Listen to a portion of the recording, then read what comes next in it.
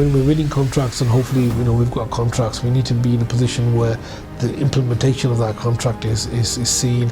We've got that level of microscope, the detail. We've also got that telescope. We understand where that is. We crank up the what's working, ensure the fact that we've got good practices, best practice are shared within the organisation, we're sharing across, and we create that environment of high growth. We create that environment of high expectations. We create the environment, the fact that we've got to get execution right. It's about execution, it's about impact. It's also understanding the fact that we've got risks involved within the organisation if we don't get that right. If we don't execute, we've got risks involved in terms of that. And we need to have in our position that we need to be able to manage expectations. Expectations that are set within the contracts, expectations that we are set within our organisation, expectations that we set with each other, and ensure the fact that we get that balance right. We get that balance right to get the best outcome that we want. So, in many occasions, I've found the fact that there's things that we do and the things that we make a conscious decision to not to do. And again, it's that conscious decision of not to do. That could be, a certain work stream of activities that we decide not to go for. There may be the fact that we decide that we don't want to go for a particular contract. We might decide the fact that that contract is not right for us for certain different reasons. So for us, yes, we are very much about winning every opportunity. We want to be in a position where we look to say yes from the beginning. We want to go for those opportunities. We want that sale, we want that business. But there may be occasions where it's not right for us. It doesn't play to our strengths, and it doesn't play in terms of getting that customer on board, that employer on board. There's a risk, there's an inherent risk within that, and it's really getting that balance right.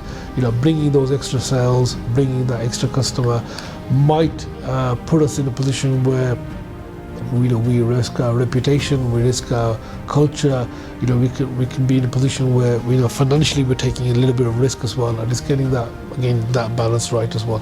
So there's many things in our world where there's an element of damage potentially that could happen, or perceived damage, perceived reputational risk. Understanding what that impact is, understanding how that affects other parts of that business, understanding the fact that there's going to be some consequences of action or inaction. Understanding those elements of it and being in a position where we're comfortable having those conversations. And a lot of this is about being self-aware, but being aware of the organisation objectives and goals, but also at the same time communicating. And I think going back to that element of that flexible, toing and flowing type communications, and we've got to be doing it with such an element of urgency, such an element of importance, that these things matter. These things are important. These things do impact that element of how we change, do affect how we do things, and we've got to be in a position where we're continuously reviewing, continuously checking, we're continuously aware of our internal viewpoints. We fit in with where the direction of travel is going, that I set, or the other exec set, or our leadership team sets, and we're all sort of aligned in terms of where that is, and we're in sync in terms of our direction and travel, and we're all with it as well. So the things that we're doing are in line with that. It's not completely random, and it's not seen as random. So even when we make a decision, people understand why we're making those decisions.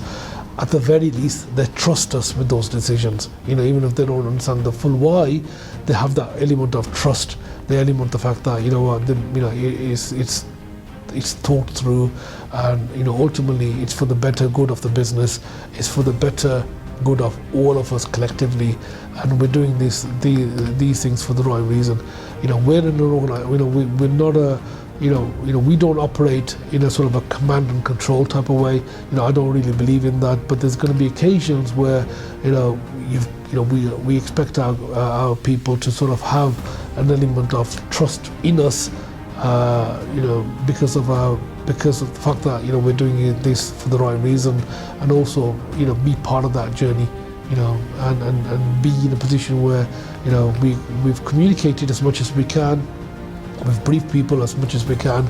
There may be things that we may not be able to brief completely, but you understand the fact that we take our role seriously. We take our role with some significance. We understand the fact that we are, there's actions and there's consequences of our decisions, and we do things for the right reason, and we ensure the fact that it's about growing the business in a sustainable manner, growing the business for the betterment of